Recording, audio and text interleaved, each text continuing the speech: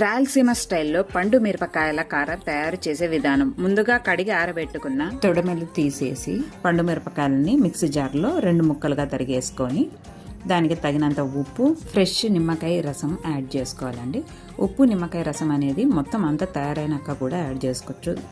So నేను అందాజుగా మీకు చూపిస్తున్నాను. 1/2 కిలో పండు మిరపకాయలకి 1 గార్లిక్ అయితే పొట్టొల్చి పెట్టుకొని పాయల్ని యాడ్ చేసి కచ్చా పచ్చాగా మిక్సీ జార్లో వేసుకొని ఆ తిరువాతకి 2 స్పూన్ల ఆయిల్, సన్నగా తరుక్కున్న గార్లిక్, తిరువాత గింజలు యాడ్ చేసి కొద్దిగా కరివేపాకు కూడా యాడ్ చేసి అన్నీ వేగాక కొద్దిగా ఇంగువ కూడా యాడ్ చేసుకొని మనము మిక్సీ జార్లో పట్టుకున్న పండు మిరపకాయల పేస్ట్కి యాడ్ చేసుకుంటే ఎంతో రుచికరమైన రాయలసీమ స్టైల్లో పండు మిరపకాయల కారం రెడీ.